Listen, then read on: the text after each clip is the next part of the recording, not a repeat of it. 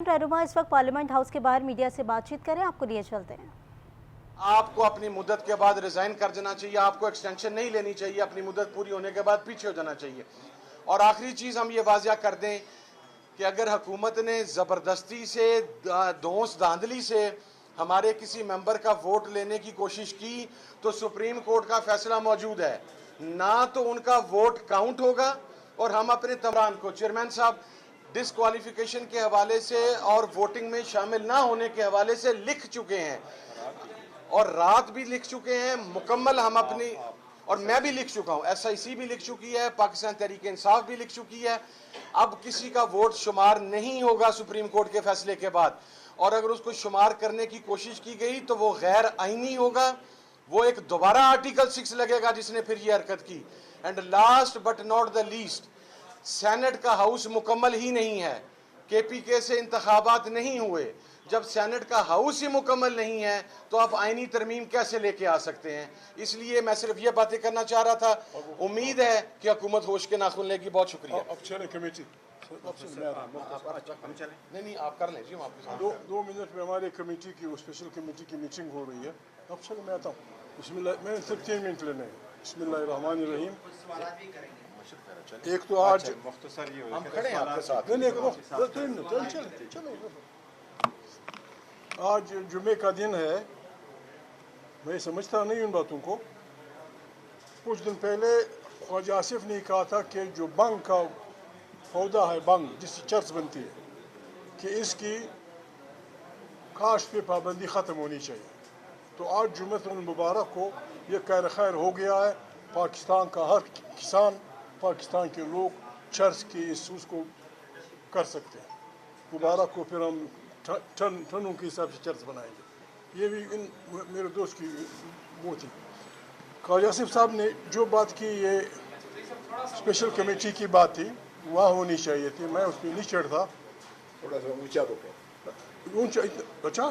हाँ जी, वॉल्यूम बढ़ा दें। मैं ख्वाजा आसिफ साहब की बातों में नहीं पढ़ता, मेरा दोस्त है, लेकिन एक बात बार बार वो कहते हैं, उनसे भी मुझे चाहिए अल्फाज, आपसे भी चाहिए, ख्वाजा आसिफ से भी चाहिए, शहबाज भाई से भी चाहिए। 3-4 दफ़ा लोगों ने कहा कि महमूद ने फलाना लफ्ज़ इस्तेमाल किया है शहबाज के बारे में। पर लोगों की बहुत बड़ी अक्सरियत इस पार्लियामेंट में कहती है कि यहाँ असम्बलियाँ फ़रोख्त हुई हैं, यहाँ असम्बलियाँ ख़रीदी गई हैं। ज़ोर और ज़र की बुनियाद पे जो लोग जीते थे उनके मैंडेट पे लोग आके बैठ गए हैं। ये दोनों आदमी ईमानदार नहीं हो सकते। जो ये कहता है कि असम्बलियाँ चोरी हुई हैं, असम्बलियाँ बिकी हैं, असम्बलियों पे कब्ज़ा किया गया है, कोई और पार्टी जीती थी, लोग आके गासिब हो गए। पार्लियामेंट में जो लोग इन दो पे डिवाइड हैं, उनमें से सिर्फ एक ग्रुप ईमानदार होगा। दोनों सच्चे नहीं हो सकते। हम उस कतार में खड़े हैं कि हम इस पार्लियामेंट को ज़र और ज़ोर की बुनियाद पे कायम, ख़रीद व फ़रोख्त की बुनियाद पे कायम, इलेक्टेड लोगों की छीन के इमरान खान की पार्टी सारी पाकिस्तान की न सही 2/3 मेजॉरिटी जीत के यहाँ से महरूम कर दी गई है। हमारी राय ये है, अगर पाकिस्तान में आप समेत बाज़ लोगों की राय ये है कि ये गलत है, ये 2 ओपिनियन ईमानदारों के नहीं हो सकते। एक ओपिनियन वाला ईमानदार होगा, मैं पठान आदमी हूँ, मेरे पास वोकैबुलरी की कमी है, ईमानदार के मुकाबले में मैं क्या कहूँ? आप बताएं। मैंने सिर्फ ये कहा था, अगर उस लफ्ज़ से ख्वाजा आसिफ को तकलीफ़ हुई है, I am sorry for that, लेकिन मैं फिर भी स्टैंड करता हूँ।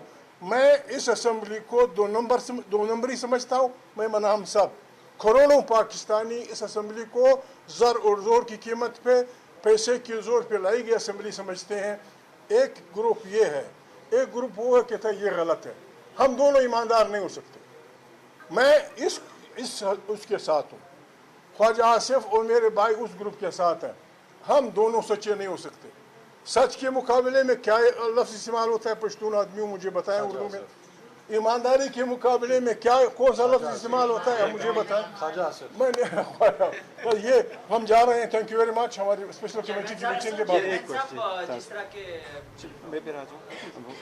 हाँ जी, बात हुई चीफ जस्टिस के हवाले से, तो चीफ जस्टिस एक्सटेंशन को पहुंच जाता है या एस्टेब्लिशमेंट की ख्वाहिश है या नहीं देखो सिंपल बात है, हमने जो कहा मैंने कैटेगोरिकल हम ये कह रहे अदलिया का हमें एहतराम है, सारे जजेस का एहतराम है, सब पे हमें एतमाद है, हम कह रहे हैं। लेकिन अदलिया ने अगर इस सिस्टम को सेट करना है तो अपने लिए भी एक बार बड़ा हाई रखना है। चाहे चीफ जस्टिस साहब ने ये कहा है कि जो मेरे पास आए और कहा आपको एक्सटेंशन दे रहे हैं, तो मैंने चीफ जस्टिस साहब फरमा रहे हैं कि मैंने कहा मुझे नहीं, सबकी उम्रें बढ़ा दो। अगर सबको दे रहे हैं तो फिर ठीक है। देखिए हम तो यही चाह रहे हैं कि अदलिया में प्रॉपर पैकेज हो, जुडिशल पैकेज हो। किसी सूरत एक्सटेंशन अगर आप 65 से 68 उम्र करते हो, 68 को क्या कहते हैं, जरूरत किसको है? 68 65 से आप 68 पे आते हो तो आप 68 पे ना आया करें। ये पूरे दुनिया में और हमारे आइन में 56 में भी ऐसा था, और ये जो इंडिया है उसमें भी सारी दुनिया में यही हमारे जो कॉमनवेल्थ है इन सब में हमारी उम्र है। तो हम चाहते हैं कि ये ना हो।